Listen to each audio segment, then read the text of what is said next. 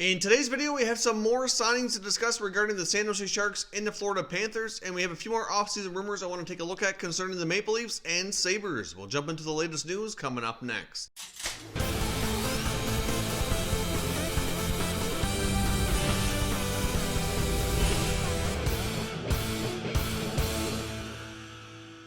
So welcome back to another video here at Top Shelf Hockey. Now, as I mentioned, we have some more prospect signings and some offseason rumors I want to take a quick look at here today. Let's kick things off with the signings. Now, the San Jose Sharks have signed a pair of players, including Russian goalie Alexei Melnichuk, who was one of the top free agent goalies that's been discussed here lately about looking to make the jump to the NHL. He's a 21-year-old undrafted goalie who previously has played the last little while in the KHL for St. Petersburg. It looks as though he's had some pretty good numbers over there. We'll see what kind of impact he can have with the Sharks. I know there's been a lot of talk about Sharks goaltending and how it might change for next year. Clearly, the last couple of years, Jones and Dell have not been getting the job done, and they don't have a ton of depth in their system at this position. So to me, this is a pretty low-risk signing. Due to Melnichuk's age, he gets a 2-year entry-level deal. More than likely starts with their American Hockey League affiliate. Wouldn't be shocked to see changes at the NHL level with the Sharks goaltending situation, but I guess we'll have to see how things play out once we finally hit into their NHL offseason here. Now, of course, the Sharks also made another signing 26-year-old center iceman from Sweden, Fredrik Handemark. Now, Handemark's a big guy, 6'4", 210 pounds, played for Malmo in Sweden for the last, I believe, 5 seasons. Has some pretty decent stats over there, so it'll be interesting to see how he transitions to North America and to the NHL. Clearly, the Sharks have a lot of European players on their team, so hopefully he can get adjusted to North America and see how he fits in. He's got the size and strength. He said he's played pretty well over in Sweden. He's mature age at 26. Certainly a trend we're seeing here as we have the NHL on pause right now. There's a lot of European players, especially at more mature ages in their middle 20s, making the jump to the NHL and grabbing some of these contracts here for next season. So we'll see how things work out, but some interesting signings there by the San Jose Sharks. Now, the other signing we want to report on today is the Florida Panthers signing one of their top prospects, and that's Russian winger Grigori Denisenko, who was their first-round pick back at the 2018 NHL Draft. Denisenko has been a highly rated top prospect since that period of time, came into the draft with a lot of fanfare, and certainly is still recognized as being one of the top prospects from around the league. He's been playing over in the KHL the last couple seasons for Lokomotiv. Didn't have the greatest results this past year, and I do think it's probably in his best interest to make the jump to North America. I know the Panthers have been anxious to get him to come over, get him climatized to North America and get him into their system. Hard to say if he'll be able to make the jump right to the NHL. Wouldn't be surprising if he needs some time at the AHL level to get adjusted first, but the Panthers are a team that we could see go through a bit of a transition period once we finally have the offseason here. As we know, it was reported near the end of the NHL season before it went on pause that the Panthers ownership group had basically ordered management to kind of cut some salary. So I guess we'll see. I mean, I know attendance was down. Obviously, with all the changes they made, they weren't quite getting the ticket sales they were hoping for. The results were better, but not quite where they wanted them either. And they have some interesting free agents like Mike Hoffman, Evgeny Dodonov, just to name a couple that very well might not return, and which could open up a spot for some cheaper contracts for a guy like Denisenko. Maybe Owen Tippett finally gets more of an NHL opportunity to see how they can make out and transform this NHL roster. Now, I know there was some rumors back a few weeks back that we looked at from a mailbag article in the New York Post about them maybe trading Alexander Barkov. I'm not really sure we're going to see anything like that drastic happen, but I do think if they're going to cut costs, more than likely they do so by letting some free agents walk and filling in with some of their top prospects that appear to be making the jump to North America and to the NHL. So they have some other guys too besides the ones I mentioned who very well could be of interest to take a look at here when the NHL season gets back underway, or when we finally get a training camp, or whatever what's going to happen here for 2020 and 21. But either way, Denisenko is a very interesting prospect. Nice to see him make the jump to North America and see how he makes out.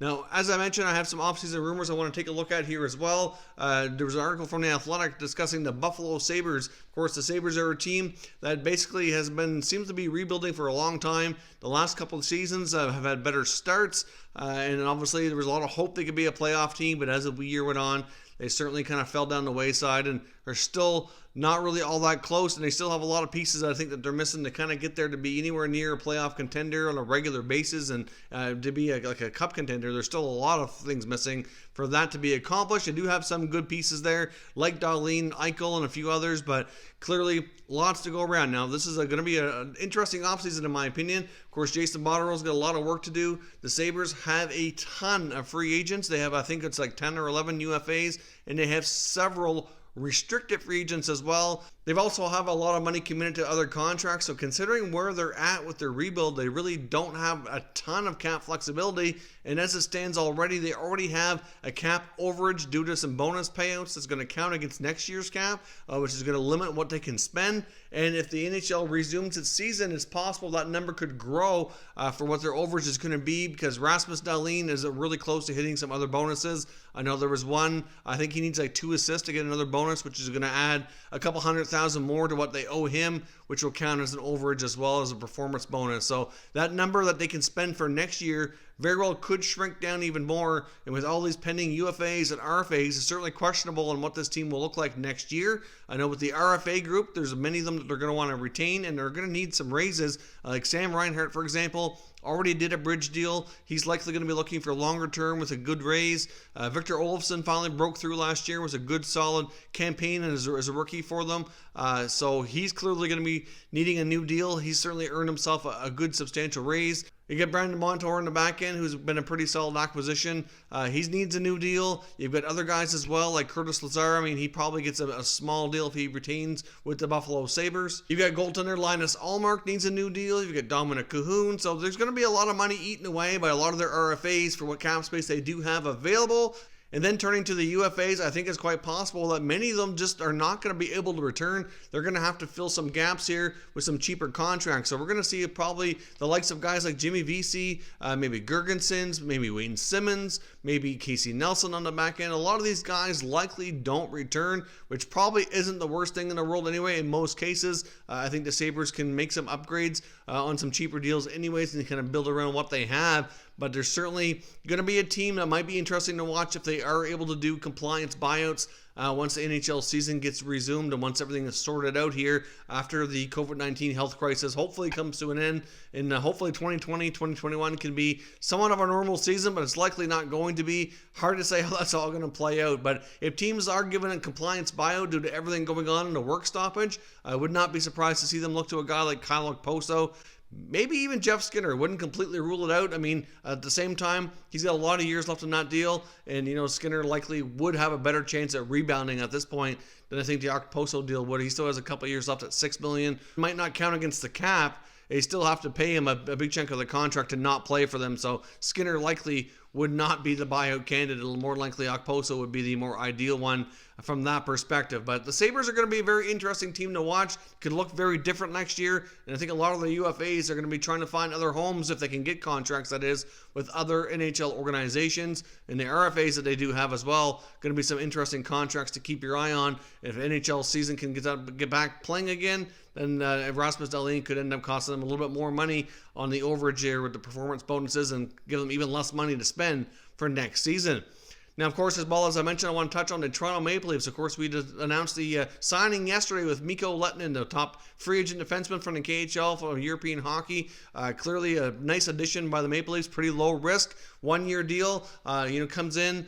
He's a left shot defenseman, but it has been known that he can play the right side. He did that for Finland before to World Championships. Apparently that's not a big deal for him, so he could probably play the right side since there is a left side logjam. I know we had discussed the possibilities before on how that's all going to work out and could that lead to another trade. And it very well might, but it doesn't have to at this point. I think that's more of a longer term thing. I would not be surprised to see them try Lehtonen at the right side first. And Travis Dermott also is a guy who's, out of all the other ones on the left side, who is most likely could play the right side. He's done it from time to time before. So if you flip Lehtonen and Dermott over to be right shot defensemen, then of course on the left side you've got Riley, you've got Muzzin, you've got Sandin likely coming into the mix here. And then of course on the right side you also have Justin Hall, who actually proved to be pretty decent last year, at least I thought. I mean, still defensively speaking, not the best, but it certainly emerged as a more regular player who can take a regular shift and certainly played a lot more than he did the year before. I still think the Leafs would use another upgrade on the right side, perhaps a bigger, stronger shutdown type defenseman, and I can't help but wonder if maybe that might have to come via trade. But there's been a lot of talk about the Leafs blue line needing to be upgraded through trade, and they just showed that they grabbed themselves a free agent here, which is going to help a fair bit in doing that to limit what they need to move out. But there's also another rumor that I've seen through articles about the possibility of them acquiring another long-term injury reserve contract in order to basically overspend on the cap like they did before. And looking around the NHL, I'm not convinced that it's something they're going to do, but if they did, I know one defenseman they had their eye on before, which has been rumored and linked in the past, was Josh Manson of the Ducks. Obviously, given the fact that the Ducks are going to be going through more of a rebuild, wouldn't be shocking to see him get traded. Obviously, at the same time, he could stay, but the contract he has would fit well with what the Leafs have going on. It's not too expensive, but yet he's got enough experience and enough term that it could be good for a few years' time. And maybe they take on a guy like Ryan Kessler, who's going to be on long-term injury reserve for the remainder of his contract, which will kind of help offset part of that. And maybe they also might get a prospect or a pick or something in return for taking on the LTIR contract and maybe giving up a forward in return going to the Ducks. Maybe we see a guy like Kapanen or Janssen or one of those players be what goes out in return. It's been long discussed that the Leafs are going to have to move a forward to improve their blue line. If they could get Manson by taking on the remainder of the Kessler contract and only give up one forward since they're taking on that bad deal, really, that's probably a deal they should probably seriously look at. And Kyle Dubas is doing everything he can to exploit the European free agent market, which he's continued to do. And at the same time, he showed last year he'll exploit the loopholes around the salary cap and taking on LTIR money